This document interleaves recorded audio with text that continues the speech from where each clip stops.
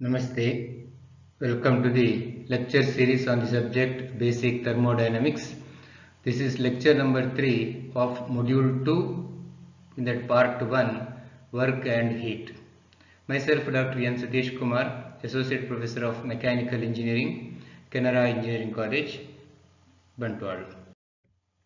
Now the contents for this topic or this lecture are heat transfer, a path function you have to prove logically, then specific heat, latent heat, and numericals on heat, work and heat.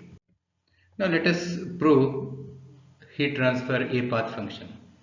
Now as we studied earlier, so heat and work are the boundary phenomena, or they are the energy transfer which is taking place across the boundary of a system. So they are the energy in transition, and both are considered as the path function. Now logically you have to prove that heat transfer is also a path function. Now for that let us consider the property diagrams, that is pressure volume diagram, and you know that the area under the pressure volume diagram, you see now in this diagram is a process 1 to 2 is shown here. So I am just drawing that above the actual process line. So from 1 to 2 is the process, and area below the process line 1 to 2 is nothing but this hatched portion you can see here. Okay, so this area represents the work done. Okay, and if you observe this property diagram, so one axis you have the pressure. So what is pressure? Pressure is an intensive property because it is independent of mass. Intensive, independent of mass. So like that you can remember. That means if you want to measure the pressure at any part of the system, if you imagine it to be split into a certain number of compartments, if you measure the pressure at one compartment, that is enough, because pressure will be same throughout. So that is called as the intensive property. But whereas the other axis you have the volume. So volume is an extensive property. Suppose if you want to find out the volume of the entire system, and if you imagine it to be split into some 4 compartments, so each compartment may be of different size. So each compartment you have to measure the volume V1, V2, V3, V4, and you have to add, and then only you will get the total volume of the system. So it is dependent on mass. So that is what's the difference between a intensive property and the extensive property. Now if you write the expression for W1 to 2, that is work done during the process 1 to 2, it is integration of P dV from 1 to 2. So integration of P into D. So what is P? So it is the intensive property, and dV here is nothing but change in extensive property. Change in extensive property. So the product of P into dV, that is intensive property and a change in extensive property, and when integrated from 1 to 2, so that gives the W1 to 2, which is the work transfer, which is a path function. Now here pressure is the cause of work. Pressure is the cause of work. Right? Now during this process the volume changes. During this work transfer either the volume decreases or increases. Now here similarly you know that temperature is the cause of heat transfer. So temperature is also an intensive property. So if you draw the property diagram here for the heat transfer, so the x-axis, the y-axis will be always the temperature, like pressure in the PV diagram. That means this is representing the intensive property, and it is which is the cause of this heat transfer. Now on the other axis, that is x-axis, you can mark another property which is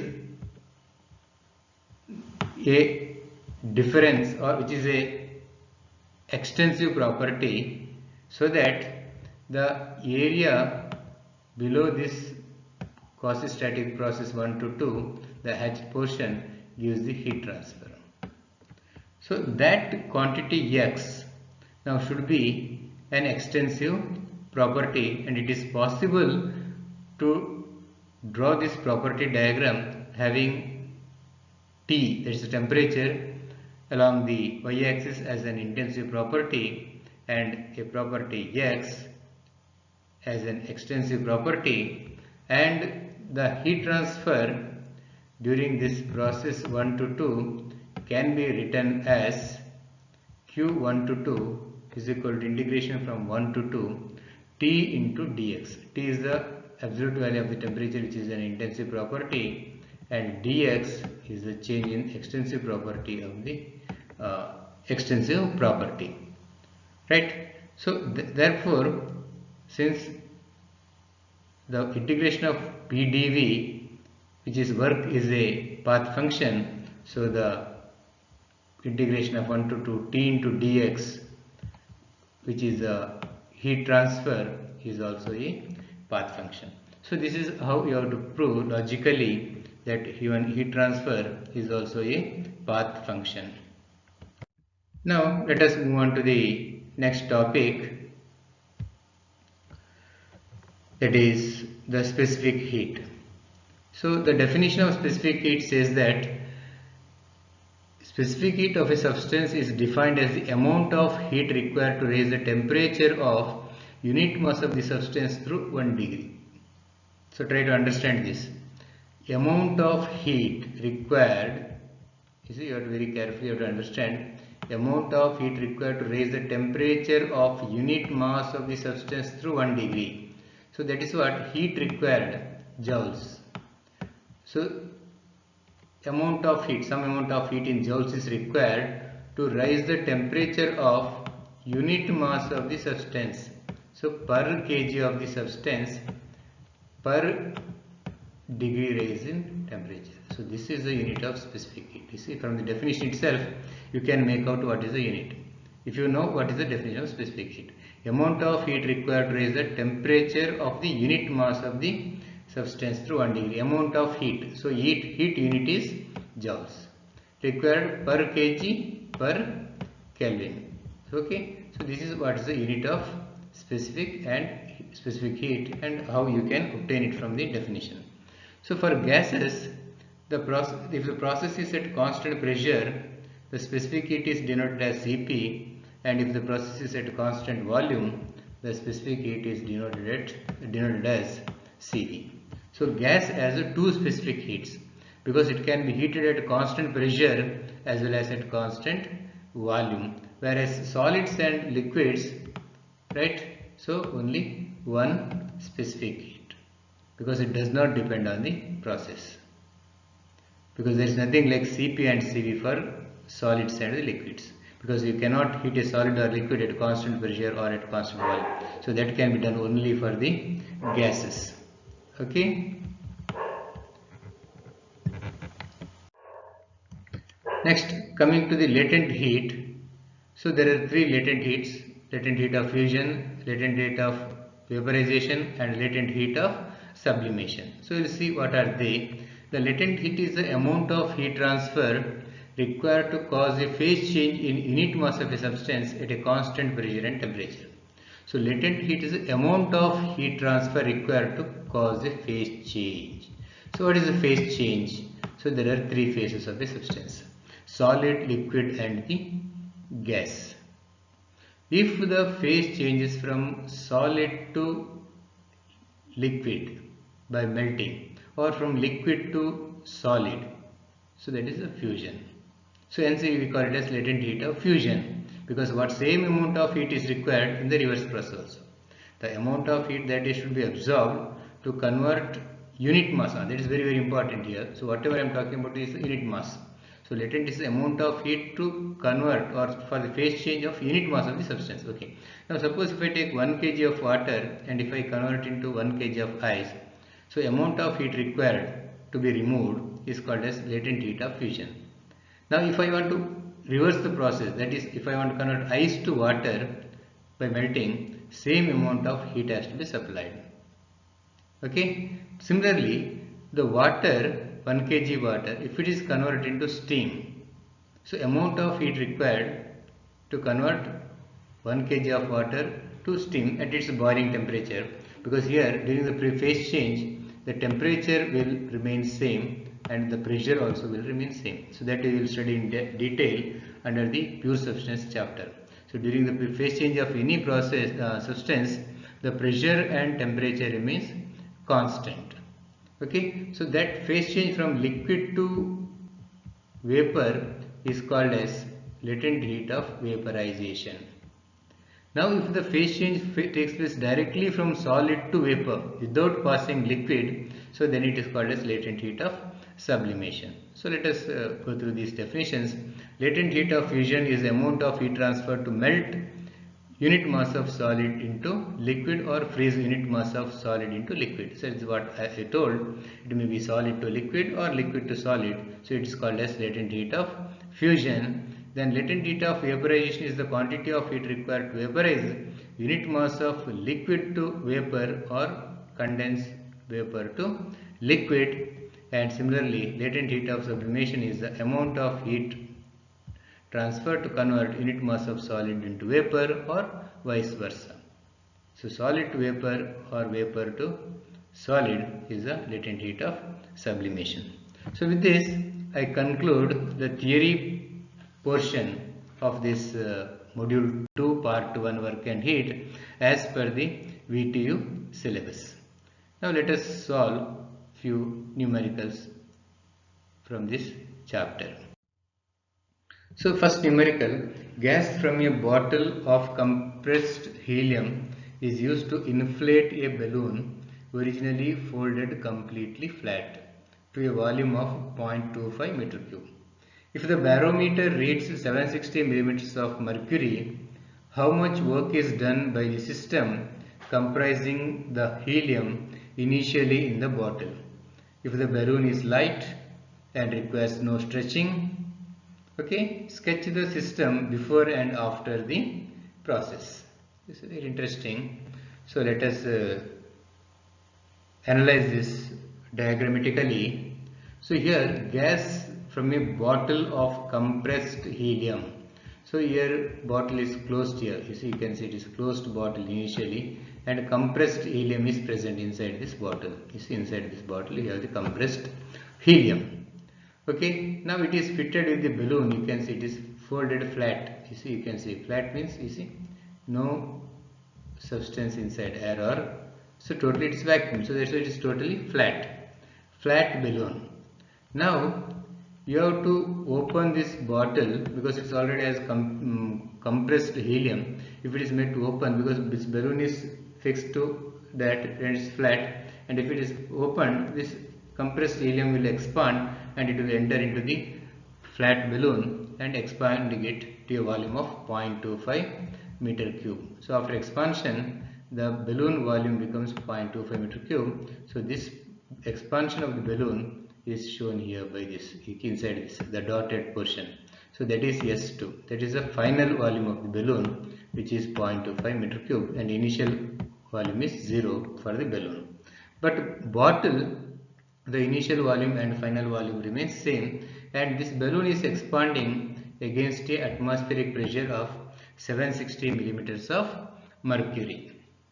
Okay, now so you have to find out. So here there is no stretching of the balloon is involved, and even if it is there, you have to neglect that. Okay, and balloon is assumed to be very light. And now already you answered one part, that is sketching of the system before and after the process is done. Now already we completed that. Okay, now you have to find out what is the work done by the this work done, that you have to find, because work is done by the system, because it's automatically it's by the system, because helium is expanding the balloon, so it has to be a positive work.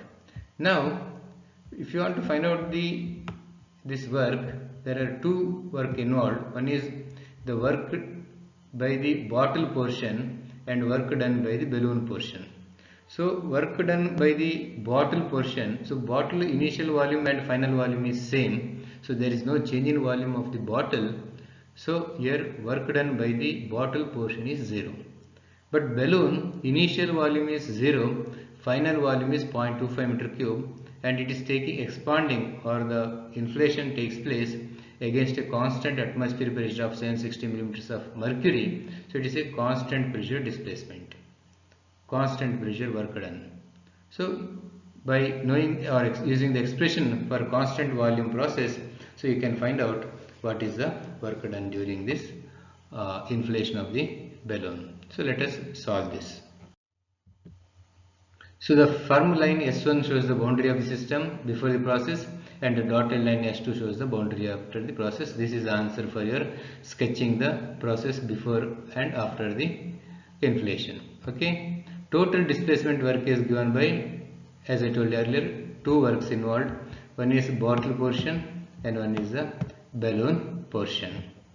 Okay. Since there is no displacement of the bottle portion of the system boundary, it follows that WD bottle is 0. That is what told, because unless otherwise there is change in volume for the bottle. If the bottle is rigid, so there is no expansion of the bottle portion, so there is no change in volume, so WD bottle is 0. Whereas balloon portion, so there is some work involved, so total work done here WD1 to 2 is nothing but 0 plus WD balloon. Okay. Now the balloon is expanding against a constant atmospheric pressure. That also I told you in the problem slide itself. So the atmospheric pressure is given as 760 millimeters of mercury. Now it is given in mercury because it is measured using a barometer. Now you have to convert this into Pascal or kilopascal. For that you have to use a P is equal to WH 9810 into 13.6 into 0.76. So 0.76 is this 760 millimeter of mercury converted into meter, and you get the answer as 1.01396 into 10 to the 5 Pascal, or 101.396 kilopascal. So this is very important step to calculate the pressure in kilopascal when it is expressed in millimeters of mercury. Now balloon portion, as I told you earlier, so it is expanding against a constant atmospheric pressure. So work expression will be integration of PdV. So integration from 1 to 2 PdV. So it is expanding against constant atmospheric pressure. So for constant pressure process, you know, P if you take outside and if you integrate dV with respect to 1 dV with respect to from 1 to 2, so you will get it as applying lower limit and upper limit, P into V2 minus V1. So P is 101.396. Final volume of the balloon is 0.25 meter cube. Initial volume is 0. So you will get the work done by the balloon as 25.349 kilojoules. So this quantity automatically it has to be positive because work is done by the helium by expanding the balloon. So work is done by the system. Now come to the next problem. Determine the work done by the air which enters an evacuated bottle from atmosphere when the cork is opened. Atmospheric air rushes into it. If the atmospheric pressure is 101.396 kilopascal and 0.6 meter cube of air measured at atmospheric conditions enters the bottle. Okay, this is the reverse now. Previously the balloon was flat, means nothing was inside. Compressed helium was there in the bottle, and when the cork opened, the compressed helium rushed into the flat balloon, inflating it to a volume of 0.25 meter. So here evacuated bottle is there. Bottle is evacuated, vacuum is there, nothing is there, no mass inside the bottle, and the cork is made to open, right? So automatically when vacuum is made to open the pressurized chamber or atmosphere, so the gas or the substance enters into the space, vacuum space. So here the atmospheric air rushes into the bottle and it's filled to